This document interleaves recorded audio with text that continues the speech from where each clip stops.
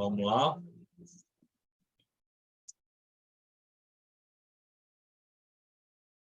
Os irmãos, o que a igreja, né, os irmãos precisam entender é que havia um número grande, né, uma população grande que saiu do Egito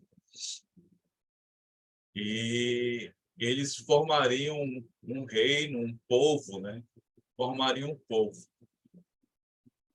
E precisavam estabelecer normas, né, para organizar a vida daquela população gigantesca.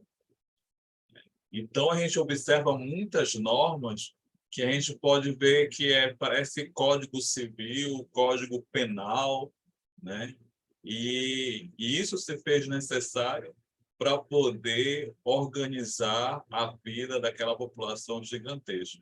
Não só assuntos espirituais que estavam envolvidos, né? Mas também assuntos pessoais, legais, né? Que envolvia toda a população para poder organizar toda a vida daquelas pessoas que estavam fora de um reino e iam formar um reino, iam formar uma nação.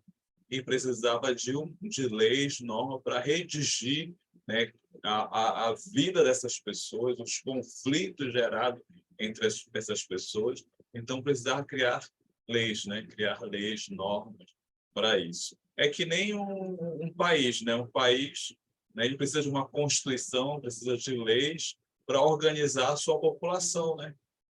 Precisa de código civil, código penal para corrigir os delitos, né? Organizar compra e venda, essas coisas tudinho. Então, é necessário uma constituição e leis para organizar a vida de um povo. E é isso que Deus está aplicando, né, no povo de Israel, né? Criando normas, leis para organizar a vida dessas pessoas, né? A relação dessas pessoas. Por isso que quando muitas pessoas estudam, entram num curso de direito, tem lá uma disciplina que fala sobre as leis judaicas, né? Que foi uma das primeiras normas, né, de organização da população, das pessoas de uma nação. Então, a gente observa que nasce aqui, né? Nasce aqui para poder organizar essa população grande. Então, por isso que desde as duas últimas aulas está sempre se falando dessas normas e a gente vai dar continuidade a essas normas, né? Essas leis que Deus colocou sobre o povo de Israel. Vamos lá, capítulo 23 do livro de Êxodo.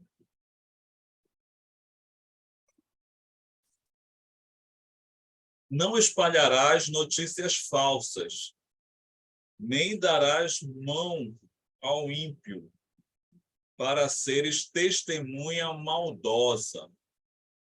Não seguirás a multidão para fazeres mal, nem deporás numa demanda inclinando-se para a maioria, para torcer o direito. Nem com o pobre serás parcial na sua demanda. Se encontrares desgarrado o boi do teu inimigo ou o seu jumento, o reconduzirás. Se vires prostrado debaixo da sua carga o jumento, daquele que te aborrece, não o abandonarás, mas ajudá-lo-ás a erguê-los. O que ele está ensinando aqui?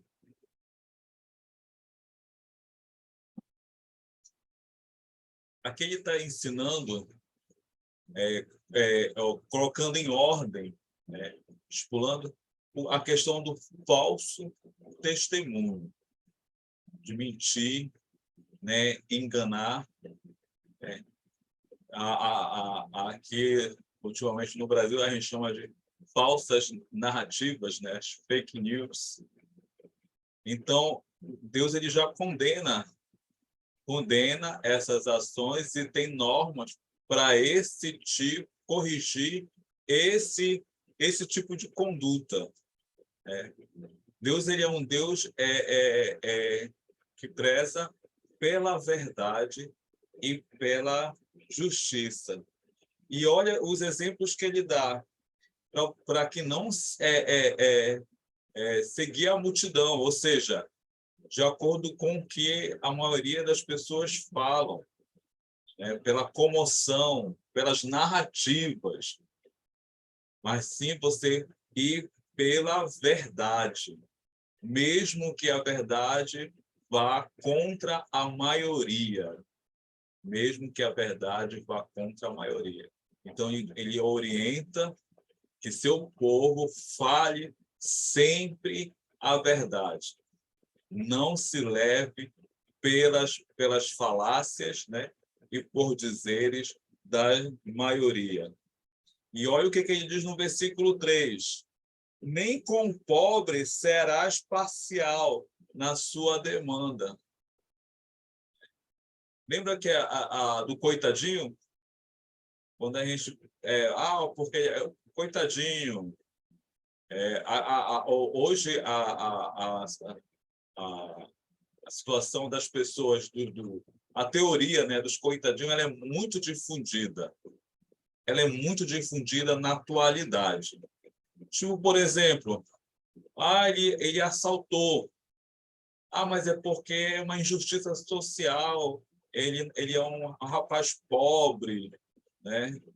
Então vão passar a mão, né? Abrandar, né, a pena dele, ou simplesmente não puni-lo por uma questão de justiça social. Entendeu? Hoje a gente observa muito isso. Muitos crimes são cometidos e pelo fato de cor, de pele, pelo fato de condição social, entendeu? De pobreza, tenta tirar a culpa, tirar a pena dessas pessoas. E olha o que a Bíblia diz lá há muito tempo atrás, há muitos anos atrás. O que o Senhor diz? Nem com o pobre serás parcial. Ou seja, ele não quer parcialidade, não quer que você passe a mão sobre o erro, mesmo sabendo que é um coitadinho ou um pobre, porque a justiça ela precisa ser aplicada, tanto por rico como por pobre. Entendeu? Então, a gente observa aí, né, Deus se colocando como um juiz, prezando pela verdade e pela justiça. Então, não se justifica erros porque é uma pessoa humilde. Não se justifica crimes por ser uma pessoa humilde. Deus coloca isso de forma bem clara nessa norma. Ele preza pela justiça. Ele preza pela justiça. Então, se aquela pessoa, independente de suas condições, cometer um crime, ela vai ser penalizada e tem que agir com imparcialidade. Como ele coloca, nem com o pobre serás parcial na sua demanda. Versículo 4. Se encontrares desgarrado o boi do teu inimigo, ou o seu jumento, lhe conduzirás. Tanto o versículo 4 como o versículo 5, ele diz o seguinte: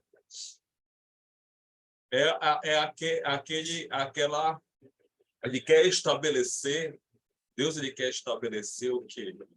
Um respeito. Ele quer estabelecer um respeito entre as pessoas.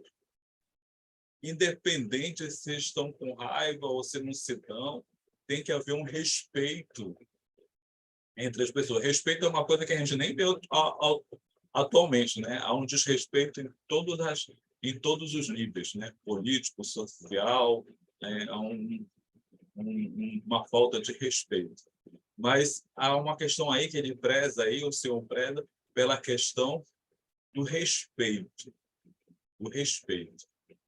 Você pode não gostar do seu vizinho, você pode não gostar da pessoa, mas você tem que ser um homem justo. Você tem que ser um homem justo. Se você observa que aquele seu vizinho que você não gosta, aquela pessoa que você não gosta, você sabe onde está o boi dele, o jumento dele, devolva, indique, seja justo. Deus está mostrando para a pessoa ser justa, mesmo que não goste da pessoa, mesmo que não se dê com o seu vizinho, mas que seja justo. Olha, então, como a gente aprende, como o Senhor nos ensina e nos disciplina. O fato de eu não gostar de alguém, de eu não gostar da pessoa, não justifica que eu utilize dessa raiva, dessa mágoa, ou de qual o sentimento que a pessoa tem, para não ser justo, não falar a verdade, não agir com justiça. E é isso que ele está colocando, né? Que é o seu povo escolhido, independente de suas diferenças, dos seus conflitos, sejam pessoas justas, que prezem pela verdade. Aí, continuando, no versículo 6.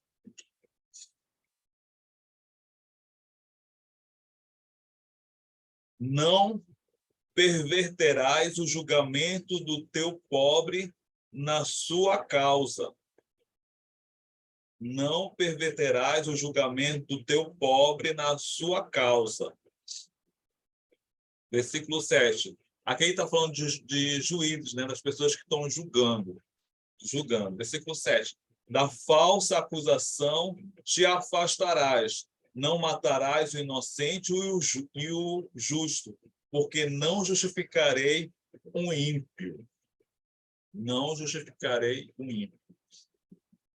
Então, aqui ele está ensinando a justiça, aqueles que julgam as causas entre as pessoas, né, entre as pessoas do povo, né, do povo escolhido por Deus. Ele diz que para os juízes serem justos, agirem com justiça, não penalizar a pessoa pelo seu poder, né? Pelo seu poder. Só porque eu sou juiz, essa pessoa que está vindo aqui em julgamento, eu não gosto, e eu vou penalizar essa pessoa, porque ela não está no mesmo nível de poder que eu. Então, por eu não gostar, ter uma desavença, né? Eu não vou ser parcial, não vou ser justo. Eu vou, me vingar, né? Me vingar. Se a gente for observar isso, hoje em dia, né, na justiça, aqui no Brasil mesmo, muita injustiça está sendo cometida. Muita injustiça. Porque juízes, magistrados, estão agindo em seu próprio interesse. Em seu próprio interesse. Mas é do mundo, né? Nisso a gente espera. Isso a gente espera porque são do mundo. E Deus, na sua longa sabedoria, né, sabendo que o juiz ele pode ser corrompido pela sua vaidade, né, pelo dinheiro, pelo poder, né, ele começa a cobrar, né, as palavras de cobrança para que os juízes, né, aquelas pessoas que vão arbitrar, né, causas, elas sejam justas. Sejam justas. Aqui são conselhos de Deus através das normas. Através de normas, né, Deus está aconselhando, orientando e mostrando o que é o certo e como agir com justiça. Aí no versículo 8 continua: também suborno não aceitarás, porque o suborno cega o perspicaz e perverte as palavras do justo. Deus ele sabia naquela época, que a justiça humana, ela não é perfeita. Ela não é justa. ela é corruptível. Já havia, se Deus está colocando aqui, é porque já havia um caso de juízes sendo subornados, inclusive em culturas, em outras regiões, outros reinos. Deus ele mostra a sua sabedoria, seu poder e a sua justiça ao colocar, ao explicar como deve ser a conduta de um juiz, uma pessoa que vai arbitrar entre as causas entre o povo, para que ele não possa se corromper, que ele não se deixe subornar, para não ser injusto, né? Para ser uma pessoa injusta, né? E acabar com a injustiça, penalizar pessoas inocentes. Uma vez eu vi um juiz no Tribunal de Justiça da Vara Criminal e ele falou uma coisa interessante. Ele disse que nas decisões dele, ele ouvia, né, a acusação, ouvia a defesa. E quando ele tinha dúvida, quando ele não tinha aquela certeza de que aquela pessoa realmente fez aquilo, cometeu aquele crime, né? Na dúvida, ele era a favor do réu. Ele não penalizava o réu. Aí ele agiu, né, de sabedoria. Para você penalizar alguém, castigar alguém, prender alguém, tem que tomar muito cuidado para não ser injusto, não colocar sobre uma pessoa inocente, imputar a ela um castigo, um crime, né? Penalizar uma pessoa, né, que pode ser inocente, entendeu? Então tem que ter muito cuidado. E é isso que Deus ele coloca aqui nas normas para organizar o seu povo, né? Que o juiz ele possa ser justo, não possa se corromper e aplicar justiça. Tem um irmão querendo falar aqui, é o José Augusto. Pode falar. O Glória, irmão, paz do Senhor. O irmão, eu tenho umas ideias aqui que eu desejo sempre amadurecer com vocês, aprender cada vez mais, que é deveras a nossa intenção desses estudos e receber do Espírito de Deus, né, nessa reunião. Quando você falou de justiça aos pobres, eu fiquei pensando de um monte de circunstâncias, né, como todos nós, de nossas vidas em relação a uma situação do que você até falou, de que às vezes pega um pobre e roubou, mas ele deve ser punido, lógico, creio que sim.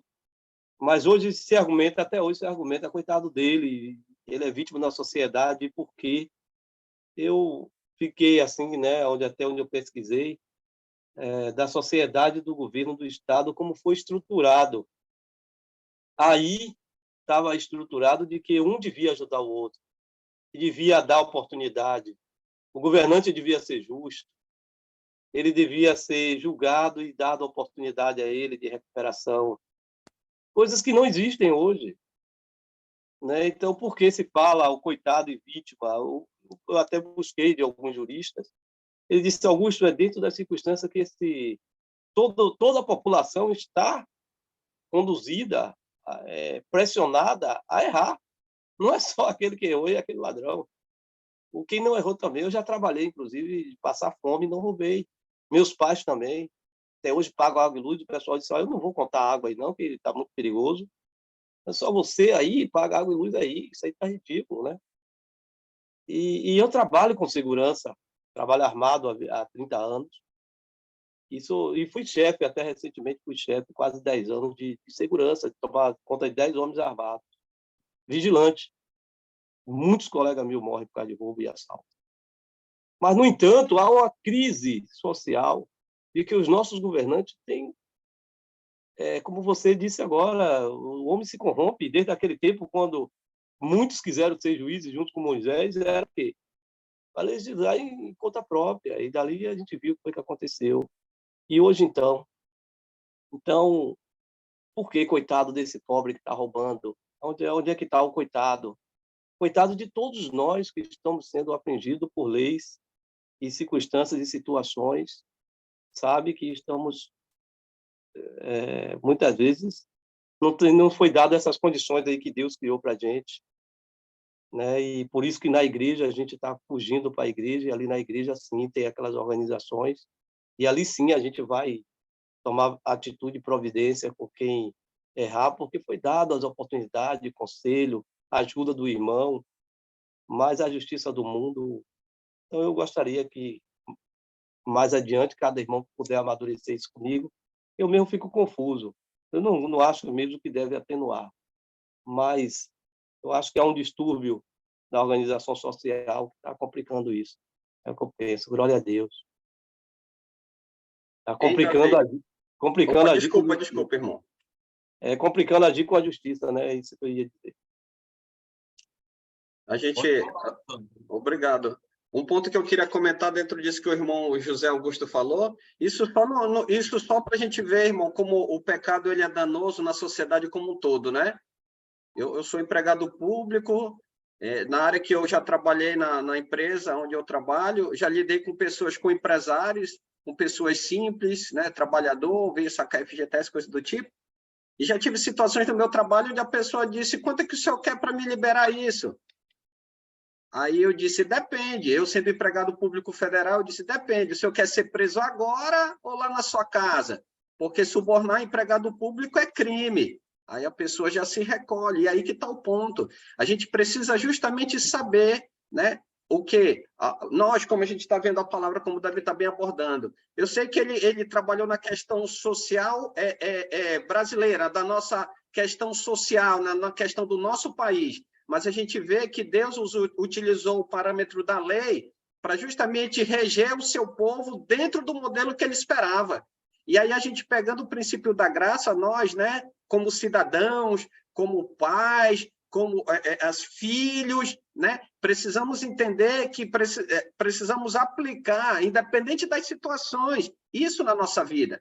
Por exemplo, se alguém antes de Cristo cometeu algo que levou ele a ser apenado, cumpriu, assim como qualquer outro, como eu, o senhor, qualquer outro, né? Ele necessita justamente atender, né? Ele precisa justamente ter aquela questão espiritual, que é a prioridade, né? Como a gente tem estudado em Atos na quinta-feira, ele precisa do restauro espiritual. Então, a igreja, né? A lei da graça, vou colocar nesses termos, a graça, ela vem justamente para nos ajudar a ter e viver dentro do parâmetro que Deus estabeleceu, né? A gente está vendo no contexto da velha, aquilo que Deus trabalhou com o povo de Israel. E aí, como o Davi está aplicando, usando o contexto do nosso país, só para a gente entender da importância disso, e aí para a gente poder, justamente como igreja, ter o parâmetro, mas principalmente pautado dentro da graça. Não sei se deu para ajudar aí, Davi e o irmão José Augusto. O irmão Fernando, tem irmão Fernando, Thiago e Helena. Ah, sim, sou eu aqui, Fernando. Não, eu só queria lembrar, e talvez passou batido, ou talvez a gente já saiba. Todos sabem, né?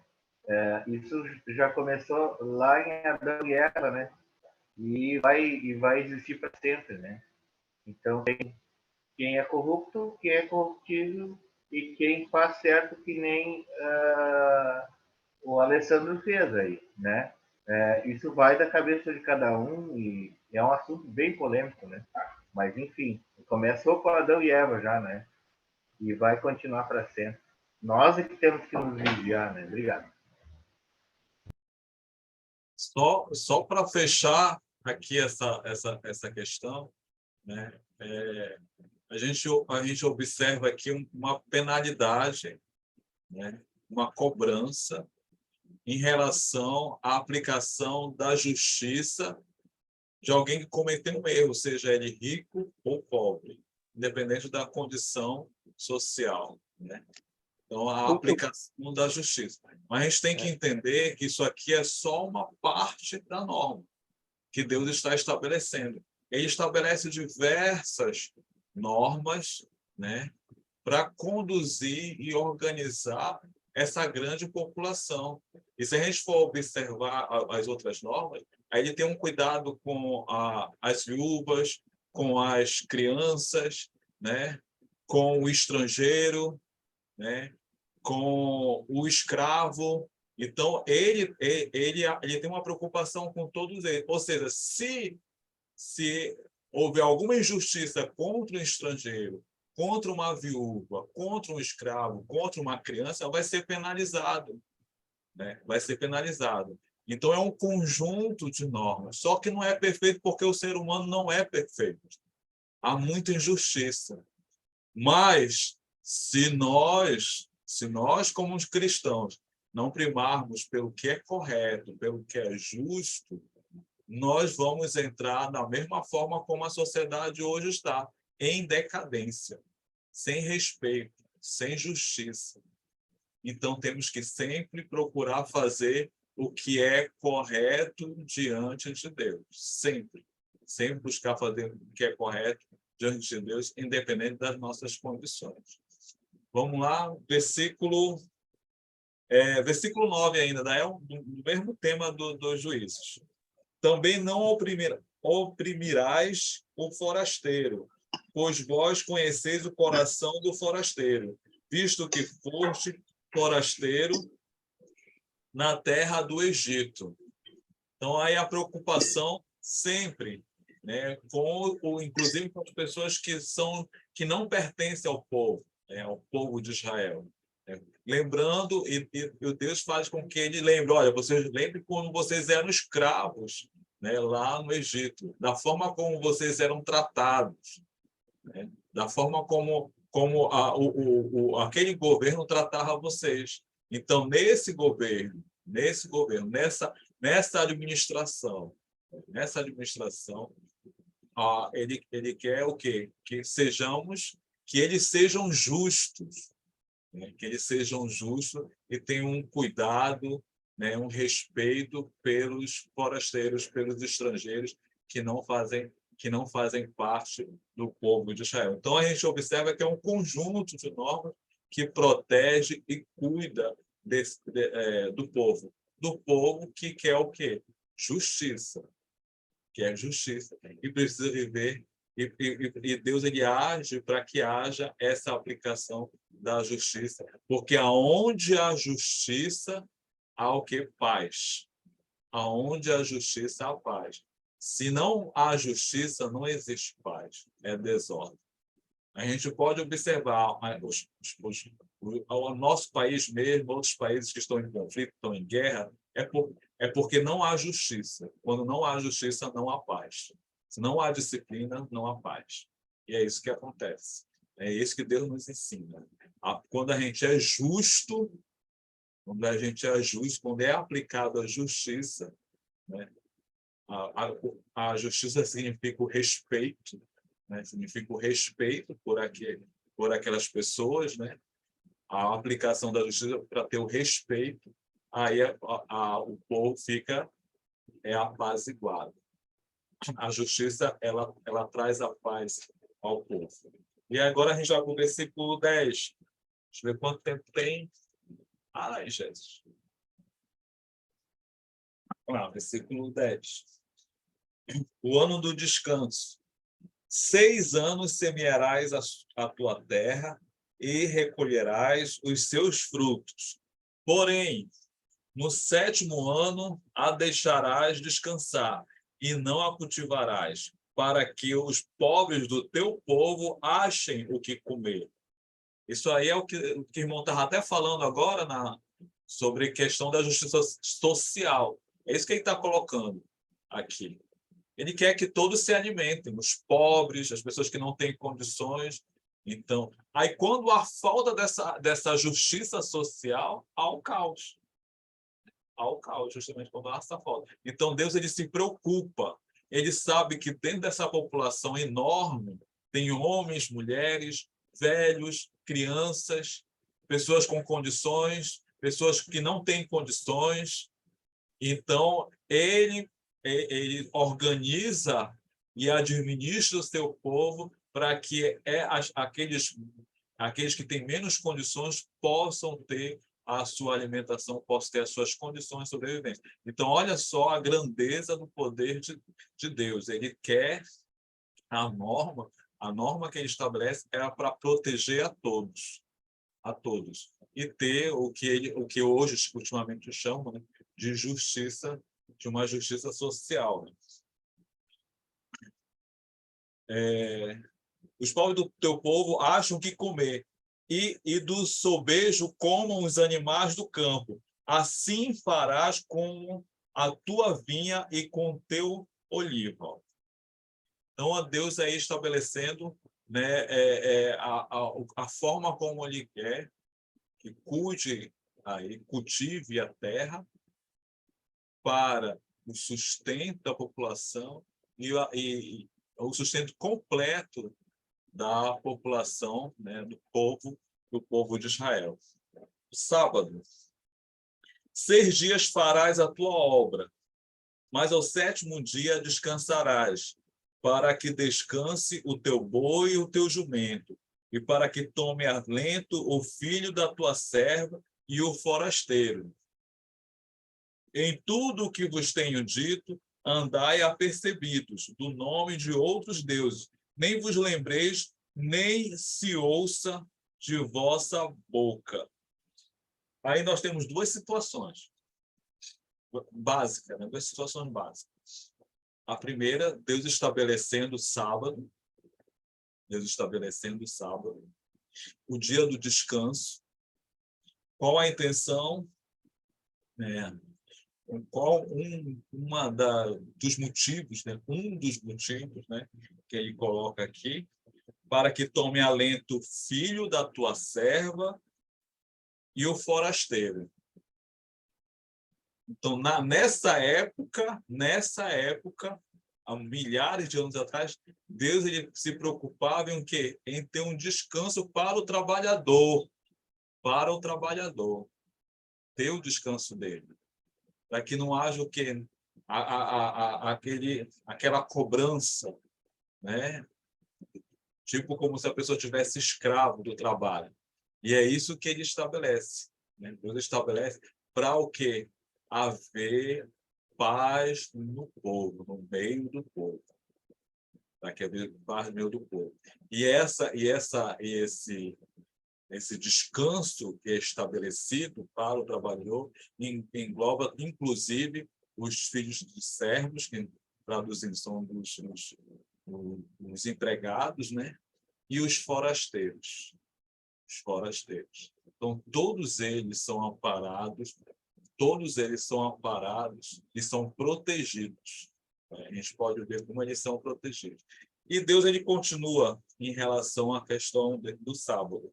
Em tudo o que vos tenho dito, andai apercebidos do nome de outros deuses. Nem vos lembreis, nem se ouça de vossa boca. Ele está falando porque eles estão caminhando para uma região, saindo de uma região idólatra, que era o Egito, e caminhando para uma região totalmente idólatra, com muitos deuses, diversos deuses, né? Então, e Deus, ele quer o quê? Ele se estabelece como um Deus único. Ele se estabelece como um Deus único e não quer que nenhum deles dê adoração a outros deuses. E nem que saia da vossa boca algo em relação aos outros deuses. Deus estava estabelecendo o seu dia, né? Estabelecendo o seu dia e estabelecendo também como tem feito até aqui como um único Deus de Israel. Como um único Deus de Israel. Ele não só está se estabelecendo, como está exigindo isso. É uma norma isso. Está colocando isso como uma cobrança sobre o povo. Somente ele é o digno de adoração, né? E de consagração, né? Consagração de sacrifícios, né? Somente a ele, e não amar nenhum outros deuses, né? Nenhum outros deuses. Continuando. Eita, vamos lá. Versículo 14.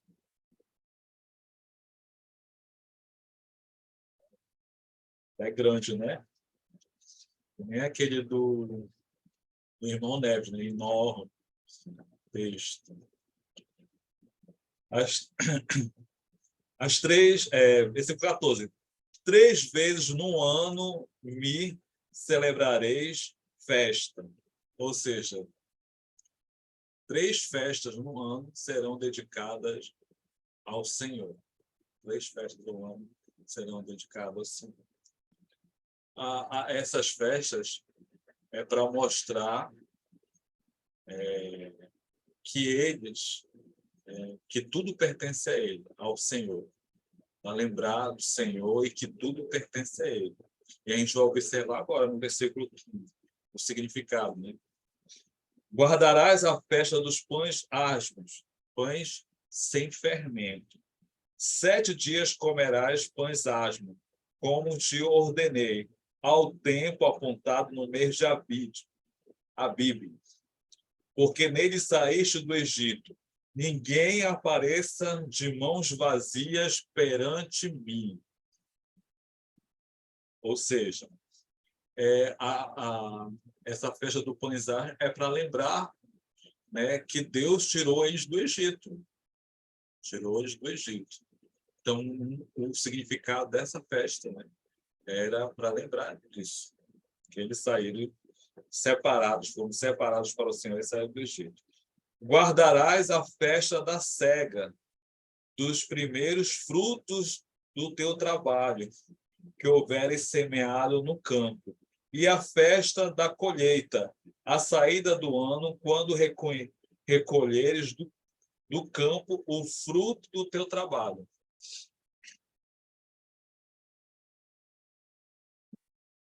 Aqui nesse versículo 16, a primeira festa de pães asmos é a primeira do ano. Primeira do ano é a festa dos pães asmos. Aí vem a segunda festa, que dá mais ou menos 50. Essa segunda festa dá mais ou menos 50 dias, que no Novo Testamento a gente chama de Pentecostes. Então, 50 dias. E durante esse período, que é essas semanas, né? Essas semanas são 7 semanas. São 7 semanas. Ela acontece essa festa. Essa festa é no início da colheita. Eles vão oferecer as primícias, né? As primícias das primeiras colheitas. Então, essa é a segunda festa, depois do pães asmos, da segunda festa. Aí vem a terceira, que ele chama a festa da colheita. Essa festa da colheita é quando está terminando a colheita. Terminando a colheita. É quase referente ao nosso calendário, é quase o fim de ano, né? Fim de ano. É quando é o final da colheita. Né? Final da colheita. Aí é chamado a festa dos tabernáculos ou das cabanas, né? Também tem esse nome, né? É a última festa. Aí, todas essas festas, elas têm como ponto principal consagrá-las ao Senhor. E todas elas têm sacrifícios, né? São colocados presentes, né? Como se fossem presentes. Como se fosse, não, são presentes para o Senhor, do trabalho deles. Todo o trabalho deles é consagrado ao Senhor, né? Então a gente observa aí que Deus quer mostrar para o povo que tudo que eles têm é do Senhor. Tudo que eles têm é do Senhor.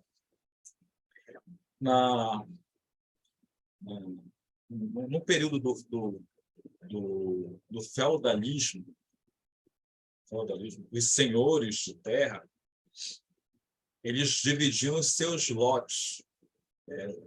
né, os senhores feudais, né, eles dividiam seus lotes e dividiam entre os camponeses, né, os camponeses. E os camponeses tomavam conta desses lotes, desses terrenos, plantavam, eles se alimentavam, né, e sobreviviam, né, daquilo que eles produziam nas terras que eram dadas pelo o senhor, né, o senhor feudal, né, aquilo que distribuía aquelas terras. Aí ele tinha como dever entregar uma parte, né, uma parte do que ele produzia, né, para o senhor, o dono das terras. Ele ficava com as terras para se alimentar, para se sustentar, para gerar sua renda, né? Mas ele tinha que entregar ao senhor feudal, né?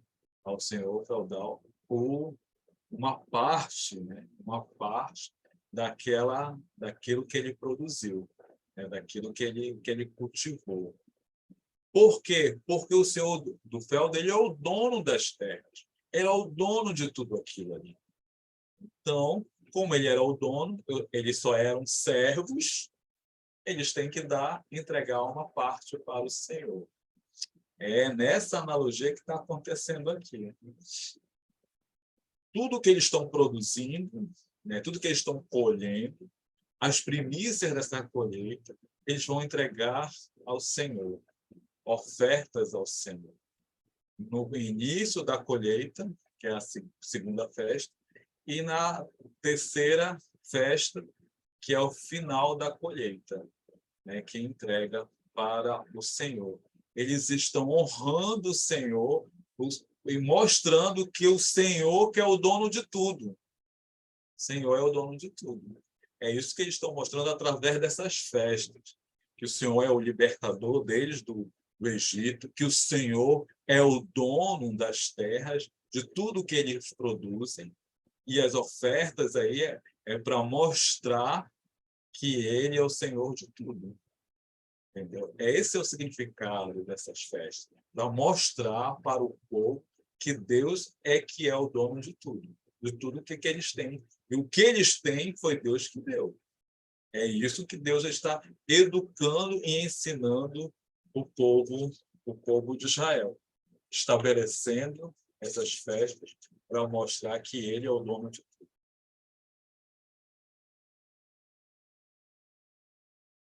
Vamos lá? Versículo 17. Três vezes no ano, todo homem aparecerá diante do Senhor Deus. Não oferecerás o sangue do meu sacrifício com pão levedado, nem ficará a gordura da minha festa durante a noite até pela manhã.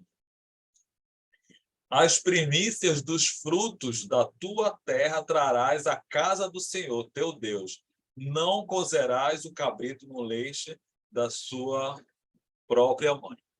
Então, aí ele está dando, né, as últimas palavras, as últimas normas em relação a essas ofertas, essas festas que têm ofertas e momentos de adoração para o Senhor. Então, aí são as regras e as normas que ele está estabelecendo para o povo de Israel. Vamos agora para o versículo 20.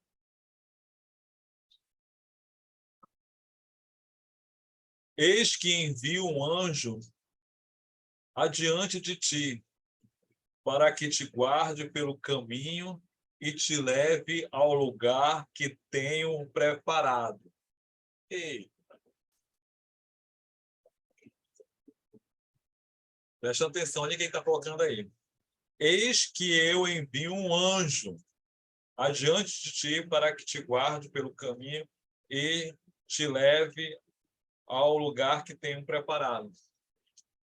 Essa mesma expressão, né, o anjo, né, A gente observa lá em Êxodo, capítulo 3, versículo 2. Vamos lá olhar rapidinho. Deixa eu ver. Êxodo, capítulo 3, versículo 2. Apareceu-lhe o anjo do Senhor numa chama de fogo, no meio de uma sarça.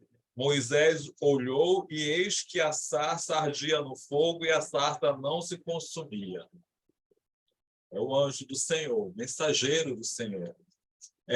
Êxodo capítulo 14, versículo, eu acho que é o versículo 19. Eu acho. 19 e 20. Êxodo 14, 19.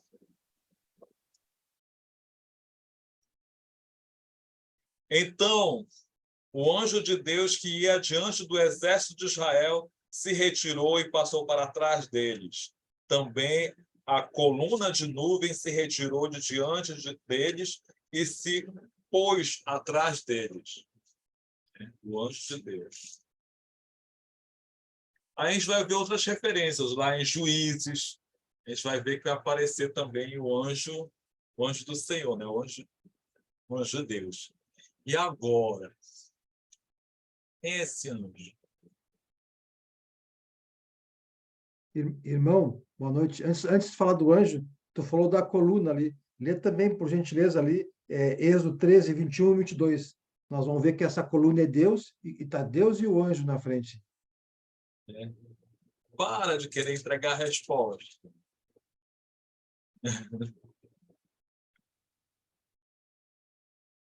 Olha.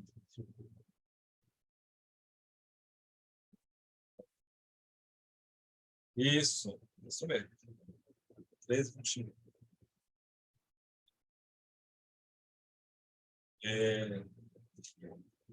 Vamos ler o versículo 21 para a gente ter mais clareza. Vamos lá. Vou repetir o versículo 20, depois no 21. Eis que eu envio um anjo adiante de ti para que te guarde pelo caminho e te leve ao lugar que tenho preparado. Guarda-te diante dele e ouve a sua voz, e não te rebeles contra ele, porque não perdoará a vossa transgressão, pois nele está o meu nome. Ei.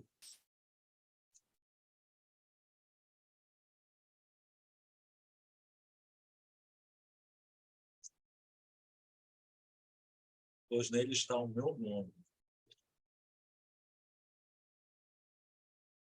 Esse anjo aí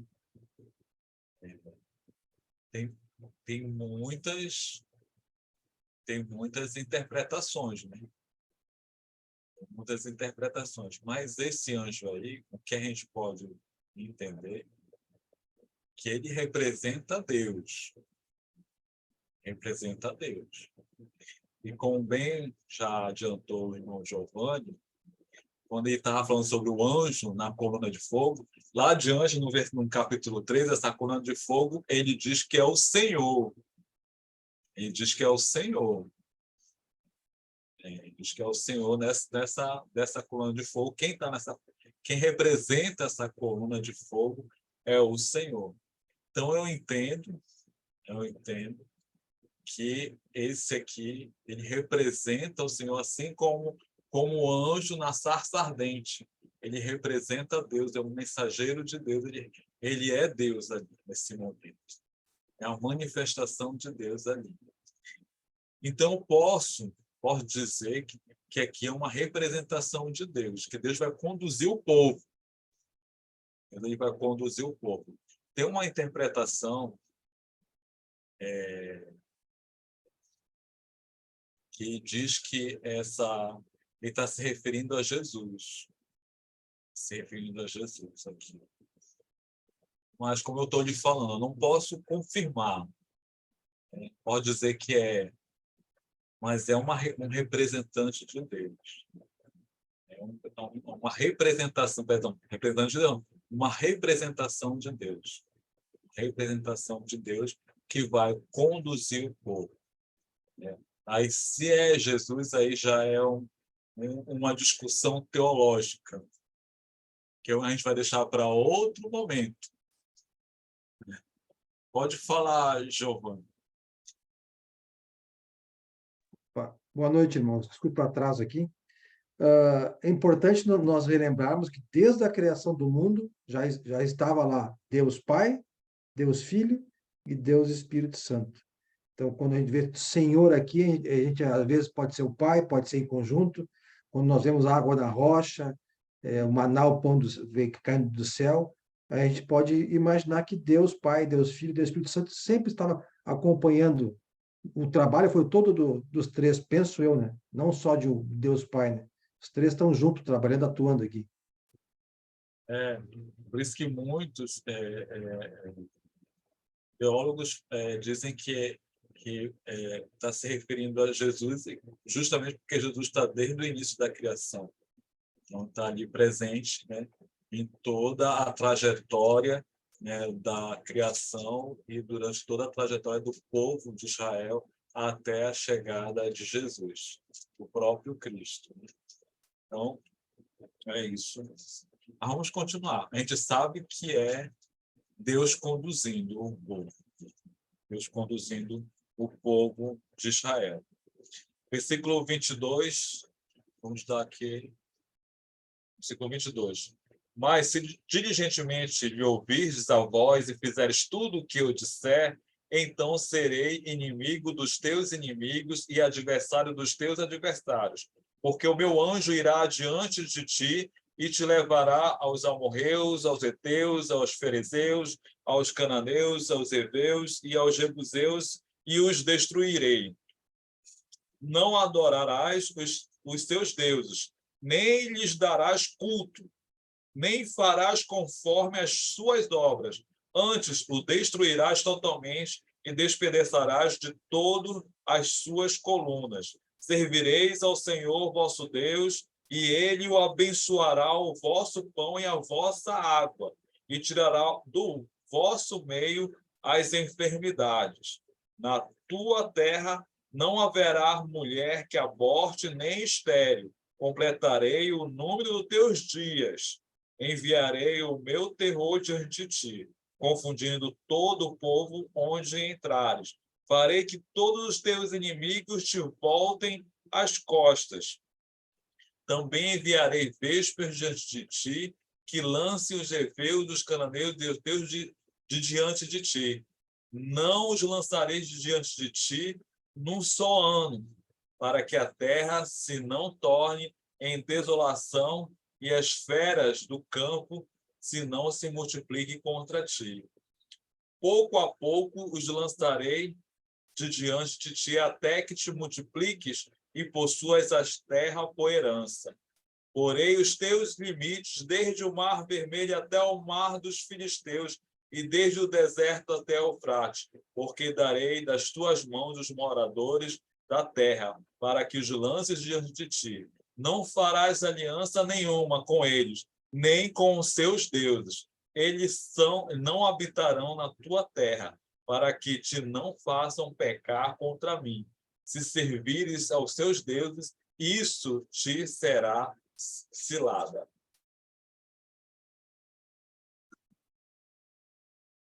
Deus está dizendo aqui, resumindo, que ele vai dar a terra prometida, que ele vai fazer com que o povo de Israel a conquiste, né? Que ele vai estar à frente do povo de Israel, desde que o povo de Israel seja fiel a ele, que não se corrompa na idolatria. Então, desde que o povo de Israel seja fiel ao Senhor, todos esses planos aqui, né, serão cumpridos pelo Senhor. Aí a gente vai ver lá adiante que Israel não cumpriu. Ele não foi fiel. Ele não foi fiel ao Senhor. Antes de eu concluir, eu vou colocar o irmão Neves quer comentar. Pode falar, irmão Neves. Boa noite, irmãos.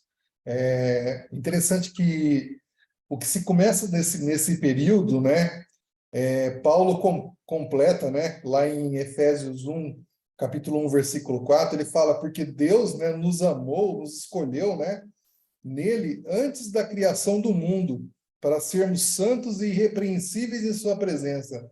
Então, você falou do anjo de justiça, né? Que estava à frente do povo, né? Do povo de Deus, mas essa escolha, né? Ela vem desde a criação do mundo. Então, Deus já escolheu o homem, né? Para estar em santidade na sua presença desde a criação do mundo. Então, essas regras, essas normas, toda essa disciplina, né, que foi dada, né, pela lei, ali, pela vontade de Deus, era justamente para manter, né, essa condição de irrepreensível, de santidade, né, do povo na presença de Deus. E isso completa até nos dias de hoje, né, porque Paulo nos traz isso lá em Efésios, né? Muito interessante essa colocação. Obrigado, irmão. Para fechar esse capítulo 23, nessa última parte, né, do capítulo 23, que os irmãos precisam entender que tem uma parte que diz que Deus ele poderia desocupar a região todinha e eles ocuparem. Só que aí, como ele explicou, a população ainda não é o suficiente para tomar de conta de toda aquela região. Seria, então, uma conquista de forma gradativa, onde eles teriam que ter o quê? Paciência, onde eles teriam que mostrar o quê? Fidelidade. Então, para haver essa conquista, iria demandar tempo.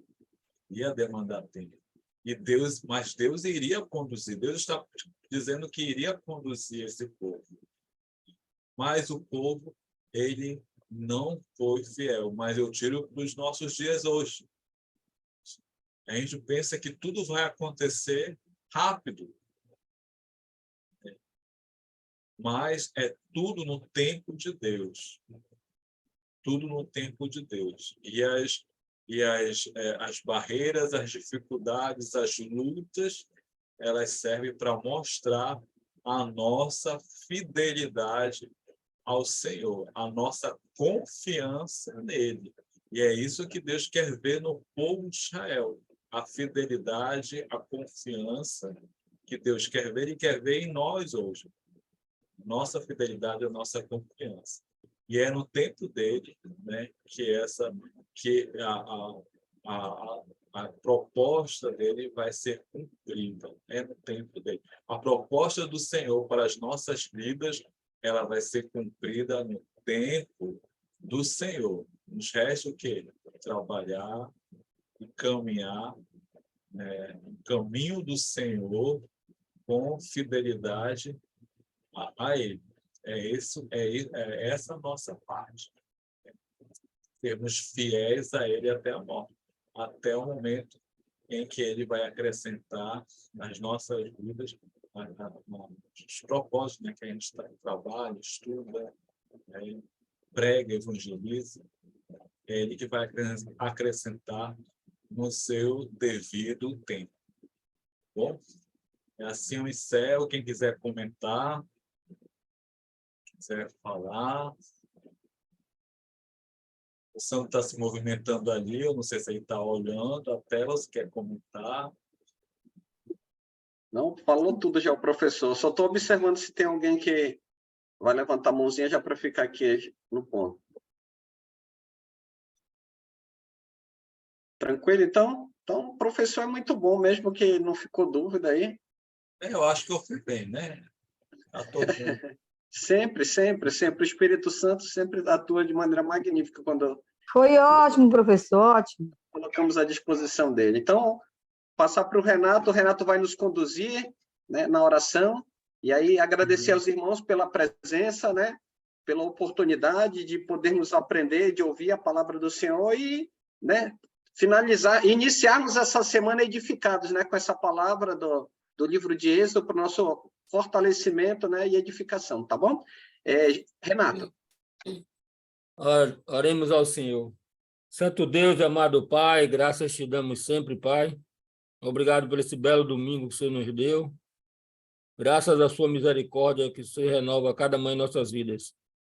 Obrigado por esse culto de adorações que nós prestamos durante o dia e a noite e por essa boa aula agora que tivemos sobre o seu livro de Êxodo. Obrigado por esse bom professor, vida longa ao professor, cuida da saúde dele. E nos ajude, ó Pai, a compreender que suas leis são santas, suas leis são justas e boas. E nessa própria lei do Senhor, que nós não vamos ser tentados além das nossas forças. Então, tudo depende de cada um individualmente, de obedecer, depois de estudar coletivo, investigar tudo para saber qual é a vontade do Senhor. E, no fim, aí só cai nessas duas palavras: obediência, obediência, fidelidade, fidelidade. Gerando isso, obediência e fidelidade, vamos ter confiança no Senhor. E o Senhor sabe o que é melhor para todo o teu povo, na hora certa, de acordo com a tua vontade, na sua medida. Te pedimos, ó Pai, que cuide nossos irmãozinhos que estão aí, principalmente com câncer, como o Valdivino, Jeane, a dona Doede, que nem eu falei, não é câncer, mas é outra doença, nosso seu servo Davi, que tanto nos ajuda com essas boas aulas. Obrigado pela presença de cada um, abençoa também a cada pensamento positivo aí de pedidos de cada um, e que teus ouvidos estejam abertos às nossas orações durante a semana toda. Temos muito que orar, muito que pedir com fé, sabendo que se estivermos fiel e obedientes, o Senhor irá atender. Graças te damos, nos dá uma boa noite de sono, e que amanhã a gente volte a estudar e praticar a sua vontade, amando cada vez mais uns aos outros. Em nome de Jesus, que morreu na cruz pelos nossos pecados, é que estaremos já orando agradecidos. Amém. Amém. Amém. irmão. Irmãos, vocês, alguém Amém. atualizou, alguém atualizou a situação da higiene para vocês?